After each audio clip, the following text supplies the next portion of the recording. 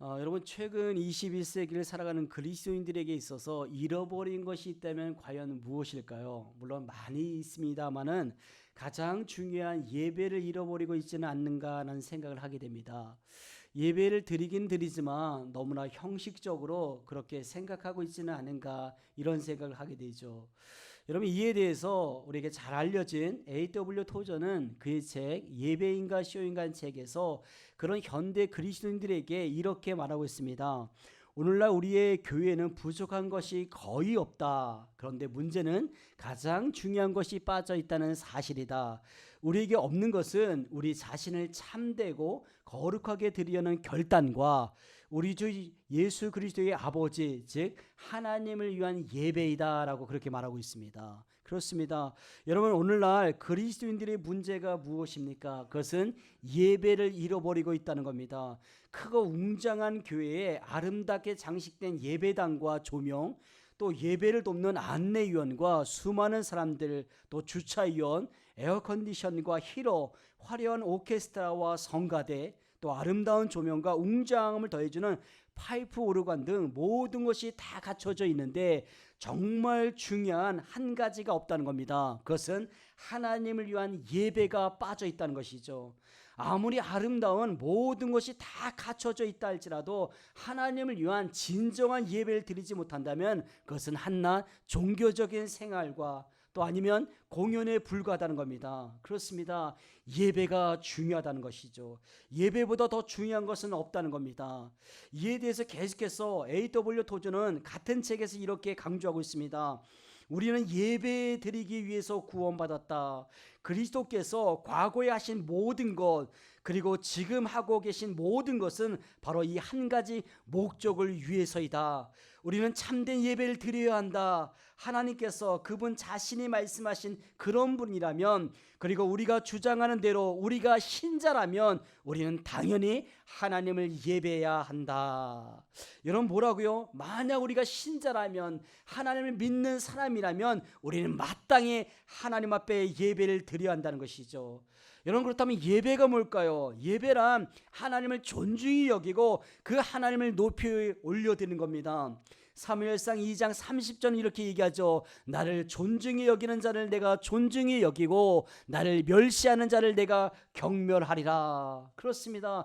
그분만이 내 인생의 구주고 또 구원자이심을 선포하며 우리의 온 마음과 정성을 다해서 그분께 영광을 돌리는 것 그게 예배란 것이죠.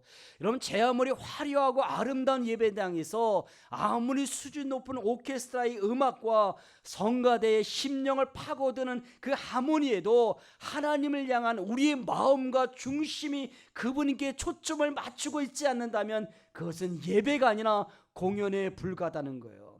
여러분 몸은 비록 예배당에 와 있을지 몰라도 우리의 생각과 우리의 마음과 우리의 정신이 이곳에 없다면 하나님을 향해 있지 않는다면 그것은 예배가 아니라는 겁니다. 하지만 반대로 아무리 초라한 곳에서도 우리의 온 마음과 중심과 그분을 향해 있다면 그것은 진정한 예배를 드리고 있다는 것이죠. 사랑하는 여러분, 진정한 예배는 환경과 분위기가 아닙니다. 진정한 예배는 우리의 마음의 중심이 하나님께 향하는 것이죠. 오늘 이렇게 온 마음과 정성으로 하나님을 예배하는 자들이 과연 있을까요? 여러분 요한복음 4장 23절에 보면 이렇게 얘기합니다. 아버지께 참되게 예배하는 자들은 영과 진리로 예배할 때가 오나니 곧 이때라. 아버지께서는 자기에게 이렇게 예배하는 자들을 지금도 찾으시느니라. 여러분 믿으십니까? 그런 예배하는 자들이 저와 여러분이 되기를 주의 이름으로 축원합니다. 근데 오늘 본문에는 누구보다도 전심을 다하여 그 하나님께 예배하는 두 사람을 오늘 말씀에 소개하고 있습니다. 여러분 누구일까요? 바로 바울과 실라죠. 여러분 그들은 놀랍게도 감옥에서도 기도와 찬송으로 하나님을 예배하고 있다라고 오늘 말씀하고 있습니다. 우리가 같이 읽었던 오늘 본문 23절에서 25절에 보면 이렇게 말씀합니다. 우리 같이 한번 읽어볼까요? 시작. 많이 친 후에 옥에 가두고 간수에게 명하여 든든히 지키라 하니 그가 이러한 명령을 받아 그들을 깊은 옥에 가두고 그 발을 차고에 든든히 채웠더니 한밤중에 바울과 실라가 기도하고 하나님을 찬송하며 죄수들이 듣더라. 아멘. 여러분 놀랍지 않습니까? 아니 어떻게 이런 상황에서 하나님을 향해서 예배할 수 있는 것일까요? 여러분 우리는 조금만 마음이 상해도 예배를 너무나도 안일하게 생각하고 예배를 뒷전으로 여기고 있지는 않으십니까? 그런데 지금 예배드리는 이들의 모습은 지금 우리의 모습과 너무나도 다르다는 거예요. 여러분 더욱이 이들의 환경은 예배 드릴 만한 그 어떤 조건도 없었습니다. 아니 오히려 복음을 전하다가 복음 때문에 수없이 맞고 감옥에 끌려가서 그 발에는 차고에 채워질 정도로 그런 상황이었어요. 여러분 그러니 어떻게 하나님을 예배하고 싶은 마음이 있겠어요? 여러분 어떻게 하나님을 향해 영광을 돌리고 싶은 그 마음이 우러날 수 있겠습니까? 그러나 그들은 그런 상황에서도 여전히 하나님을 예배하고 있다라고 오늘 우리에게 말씀하고 있어요. 그렇습니다. 그들은 그런 상황에서도 예배했고 성경은 그 예배를 통하여 하나님의 놀라운 역사를 우리에게 보여주셨다라고 말씀하고 있어요.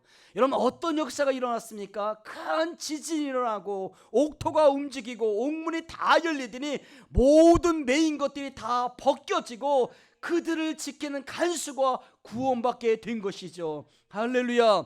이런 역사가 저와 여러분의 삶 가운데 날마다 일어나길 주의 이름으로 축원합니다. 자 그렇다면 사랑하는 여러분 하나님을 향해 예배하고 있으십니까? 여러분의 우선순위는 과연 무엇입니까? 상황이 좋을 때만 기분이 좋을 때와 일이 잘 풀릴 때만 하나님 앞에 예배하는 것이 아니라 모든 상황 가운데도 삶의 위기가 찾아오고 삶이 지치고 힘겹고 어려울 때도 여전히 그 하나님을 향해 예배하고 있느냐는 거예요. 여러분의 우선순위는 과연 무엇입니까? 오늘 본문은 우리의 상황이 어떠하든지 모든 상황 가운데도 예배하는 것을 포기하지 말아야 한다는 것을 우리에게 말씀하고 있어요. 자 그렇다면 우리가 어떻게 모든 상황 가운데서도 하나님을 예배할 수 있는 것일까요?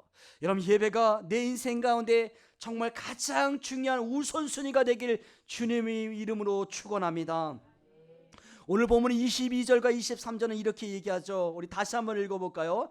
무리가 일제 일어나 고발하니 상관들이 옷을 찢어 벗기고 매로 칠하여 많이 친 후에 옥에 가두고 간수에게 명하여 든든히 지키라 하니.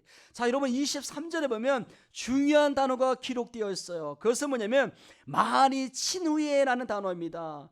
근데 여기서 친이라는 이 단어는 이 말의 원어는 플레가스레이 원형 플레게라는 단어입니다. 이 말은 뭐냐면 법 집행 과정에 있어서 가해지는 그 법적인 형벌뿐 아니라 불법적인 가혹 행위를 나타내는 단어를 우리에게 말하고 있어요. 여러분 이게 무슨 말입니까?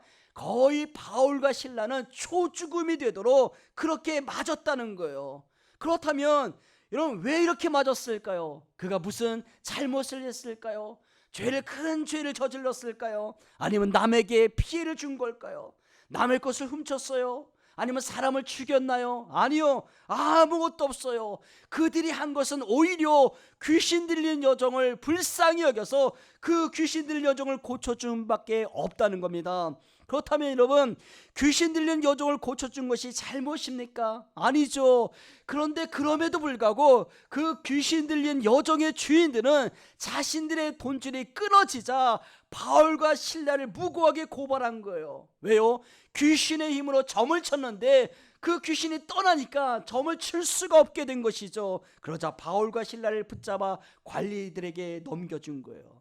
다시 말해서 바울과 실라가 지금 고초를 당하고 감옥에 투옥되는 고난은 그들의 잘못으로 인한 고난이 아니라 오직 하나님의 나라와 그분의 영광을 위해 복음을 전하는 길에서 당한 그 고난이라는 사실이죠. 자 그렇다면 이런 상황 가운데서도 여전히 우리는 하나님을 찬양할 수 있을까요? 여전히 그 하나님께 감사할 수 있을까요?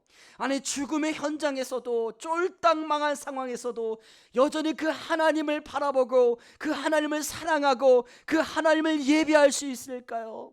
여러분, 어떻게 보면 그들이 당하는 고난은 고난의 연속이었습니다. 한두 번이 아니죠. 여러분, 우리가 사도행전을 읽어보면요, 맨 처음 그들이 안디옥 교회에서 선교사로 파송되면서부터 바울의 그 여행길은 그야말로 고난의 시작이었습니다. 차로도 가기 힘든 길을 잠도 못 자고 계속 걸어야 했고, 헐벗고 굶주린 상태에서 계속해서 산맥을 넘어야 했어요. 매질을 당하면서도 걸어야 했고, 그 고난을 정말 바울은 나중에 우리에게 이렇게 고백을 합니다. 고린도후서 11장 26절과 27절에 보면 여러 번 여행하면서 강의 위험과 강도의 위험과 동족의 위험과 이방인의 위험과 시내의 위험과 광야의 위험과 바다의 위험과 거지 형제의 위험을 당하고, 또 수고하며 애쓰고 여러 번 자지 못하고 줄이며 목마르고 여러 번 굶고 춥고 헐벗었도다. 여러분, 그런데 놀랍게도 바울은 여전히 하나님을 예배하고 있는 거예요. 그의 마음과 그의 뜨거운 하나님을 향한 열정이 여러분 이해가 되십니까? 하나님을 원망해도 시원치 않는 그 순간에도 바울은 어떻게 하나님을 예배한 것일까요? 여러분, 그것은 예배를 통해서만이 하나님의 능력을 입기 때문입니다. 그런 예배를 통해서만이 그 고난을 극복하고 하나님을 바라볼 수 있었던 것이죠. 사랑하는 여러분, 그렇다면 혹시 여러분은 고난 속에 계시지는 않으십니까? 그 고난을 위해서 너무 힘겨워야 하지는 않으십니까? 그렇다면 힘들면 힘들수록 더 하나님을 예배하셔야 합니다. 여러분, 그래서 어떤 목사님은 말하기를 성도들이 세상에서, 그리고 이 인생에서 실패하는 단 한 가지 이유가 있다고 말합니다. 그 이유는 뭐냐면 그것은 예배의 자리를 떠난 것이다 라고 그렇게 말씀하고 있어요. 그렇습니다. 우리가 인생을 살아가면서 실패하는 단 한 가지 이유, 그것은 환경이 아니라, 주어진 그런 상황이 아니라 하나님께 예배의 자리를 떠난 데에서 우리의 실패가 찾아왔다는 것이죠. 왜냐하면 여러분, 예배를 통해서 우리는 하나님의 능력을 공급받고 은혜 받지 않고는 삶의 현장에서 승리하기는 불가능하기 때문입니다. 그렇습니다. 우리는 예배를 통해서 하나님을 만날 뿐 아니라 하나님의 능력을 공급받을 수 있다는 거예요. 그런데 예배하지 않고 승리하기는 불가능하다는 것이죠. 여러분, 그러기에 예배는 우리가 내 인생 가운데 가장 중요한 우선순위가 되어야 합니다. 왜냐하면 오직 예배를 통해서 우리는 고난 가운데서도 승리할 수 있는 하늘의 능력을 얻을 수 있고, 그 고난 가운데 하나님을 바라볼 수 있기 때문입니다. 그 승리를 예배를 통해서 경험하게 되길 주님의 이름으로 축원합니다. 사랑하는 여러분, 예배를 통해서만이 우리는 고난을 극복할 수 있을 뿐 아니라 하나님의 임재를 경험할 수 있다는 거예요. 여러분, 많은 사람들이 고난을 당하면 가장 먼저 하는 기도가 뭘까요? 아마도 그 기도는 하나님, 이 고난의 잔을 빨리 벗어나게 해주십시오. 하나님의 능력이 필요합니다라고 하나님의 능력을 구하는 기도일 것입니다. 하지만 하나님의 능력을 구하는 기도보다 더 중요한 것이 있다는 거예요. 그것은 뭐냐면 바로 하나님의 임재하심입니다. 여러분, 생각해 보세요. 하나님의 능력이 중요합니까? 아니면 능력이 하나님이 더 중요할까요? 그렇죠. 예, 능력이 하나님이 더 중요하다는 거예요. 다시 말해서 하나님의 가진 능력도 중요하지만 그보다 더 중요한 것은 그 능력이 하나님이 우리와 함께 임하는 거예요. 여러분, 그런데 문제는 한국교회가 그걸 잃어버렸다는 거예요. 한때 하나님의 능력만을 구했던 한국교회에 하나님의 임재하심이 사라지기 시작합니다. 하나님, 당신을 갈망합니다라고 그 책을 쓴 토미 테니는 이렇게 얘기합니다. 현대 교회는 하나님의 임재라는 최고 우선순위를 상실하고 말았다. 예, 여러분, 도대체 왜 그랬을까요? 왜 하나님의 임재를 상실한 걸까요? 그것은 예배를 상실했기 때문입니다. 많은 사람들이 예배를 시간 낭비 정도로 생각하고 있는 거예요. 마치 하나님께 예배 드린 것이 공부하는 시간보다, 일하는 시간보다, 잠자는 시간보다, 누군가가 만나 수다 떠는 그 시간보다 못하다고 생각하는 것이죠. 여러분 너무나 안타깝지 않습니까? 예배를 소홀히 여기는 모습을 볼 때마다 하나님의 마음은 어떨까요?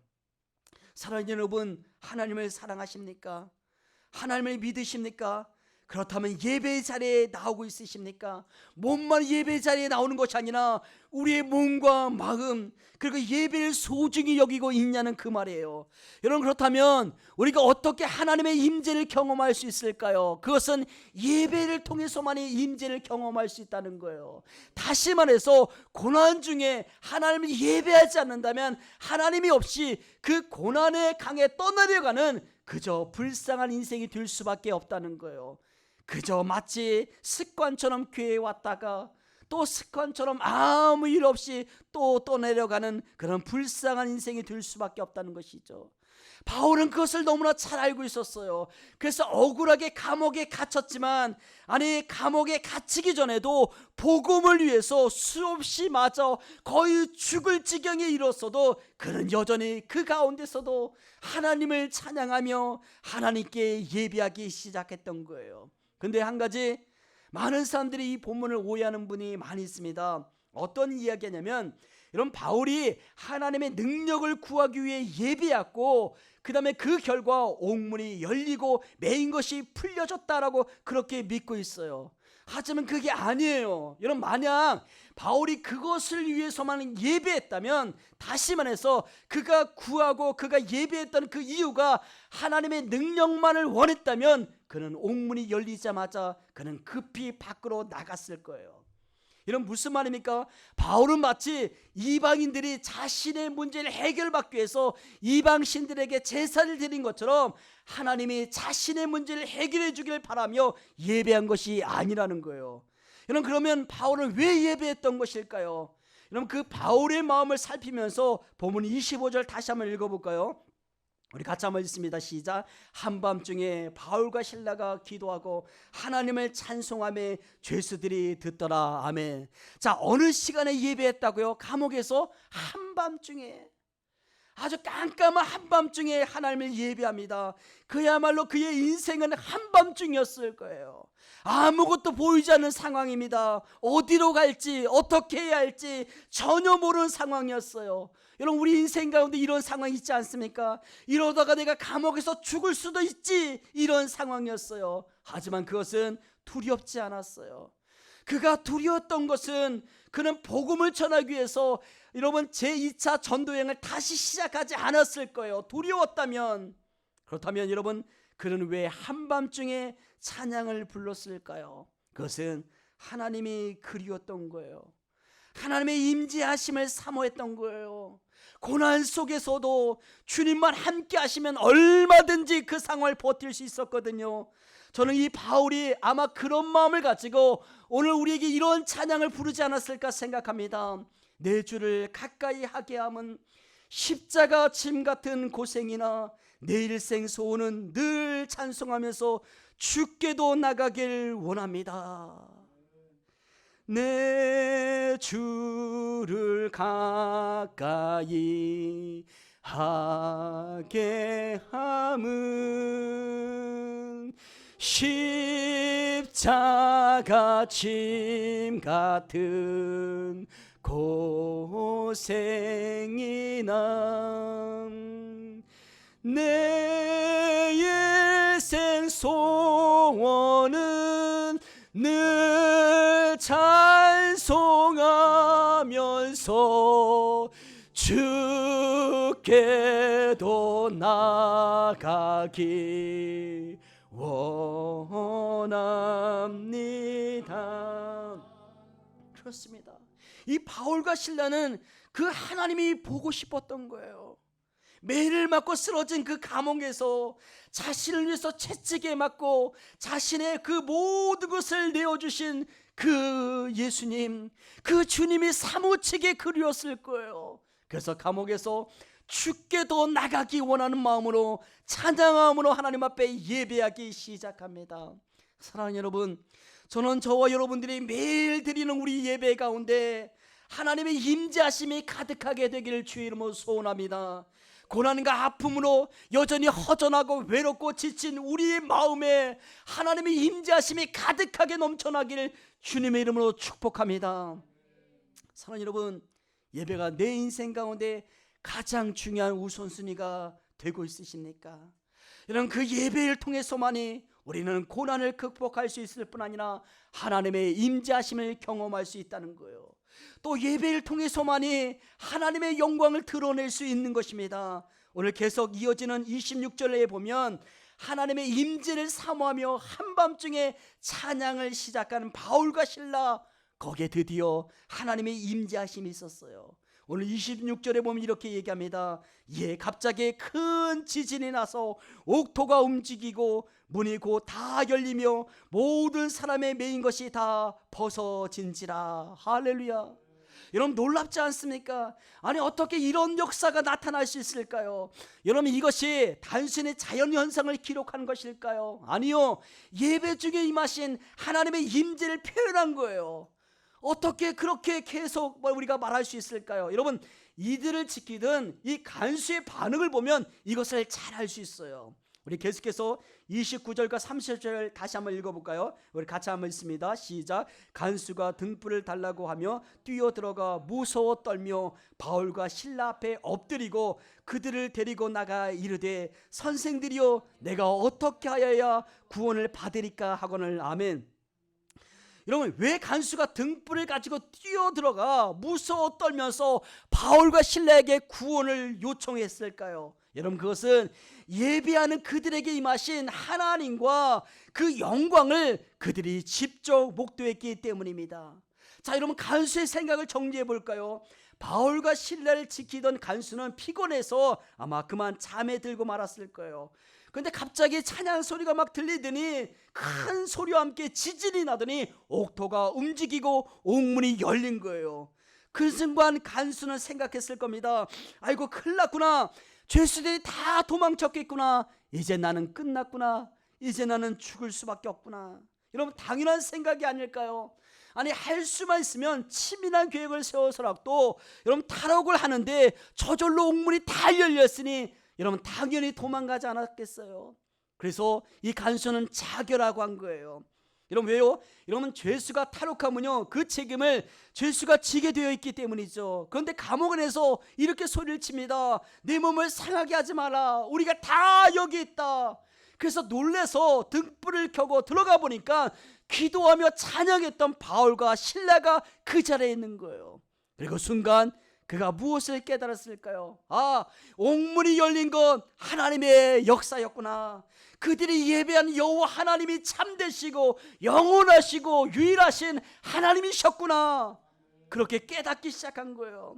그렇습니다. 옥문이 열려도 도망하지 않고 그 자리에 평안히 앉아있는 바울과 실라를 본 순간 죄수는 깨달은 것이죠. 아니, 보았습니다. 그들 안에 계신 하나님의 임재하심과 하나님의 영광을 말입니다. 그러니 그것을 깨닫는 순간 간수가 어떻게 이런 바울과 실라 앞에 엎드리지 않을 수 있겠어요? 아니, 어떻게 하여 구원을 받을 수 있겠냐고 묻지 않을 수 있겠어요? 하나님의 임재, 아니 그 하나님의 거룩한 영광이 가득한 그곳에서 그는 무서워 떨면서 엎드릴 수밖에 없었던 거예요. 사랑하는 여러분, 이런 예배를 드리고 싶지 않으십니까? 내 인생이 최고의 예배 과연 언제였어요? 그 예배를 통해 내 인생이 바뀌어지고 그 예배를 통해 하나님의 임재하심이 느끼고 하나님의 영광이 충만했던 그 예배가 과연 언제였습니까? 아니, 지금도 그런 예배를 사모하고 있지는 않으십니까? 이제 말씀을 마치려고 합니다. 여러분, 몇 달 제가 어느 모임에 갔더니 정말 화려한 찬양대와 오케스트라가 함께하는 찬양을 들었습니다. 찬양하기에 너무 좋은 세련된 홀과 아름다운 옷을 입은 찬양대원들, 또 정제되고 아름다운 목소리, 거의 모든 악기를 다 세팅해 놓고 하나님 앞에 찬양하는 거예요. 그런데 이상하게도 하나님이 느껴지지 않는 거예요. 말씀드린 것처럼 그들의 목소리 너무나 아름다웠습니다. 연주는 완벽했어요. 하지만 하나님의 임재와 그 역사, 하나님의 영광이 나타나지 않는 거예요. 저는 그것을 보면서 그 간수가 느꼈던 그 경외함과 두려움이 찾아오지 않는 거예요. 그리고 문득 이런 생각이 나기 시작합니다. 하나님이 이 찬양을 좋아하실까? 하나님께서 그 찬양을 받으셨을까? 여러분, 그런데 바울과 실라가 드렸던 그 감옥 안에서의 너무 초라한 그 예배위원도 없고 오케스트라도 없고 아무것도 없는 가장 인간적으로 보기에 초라한 그 예배를 하나님이 받으셨어요. 그리고 거기에 놀란 하나님의 임재하심과 하나님의 영광이 나타났습니다. 사랑하는 여러분, 이것이 예배입니다.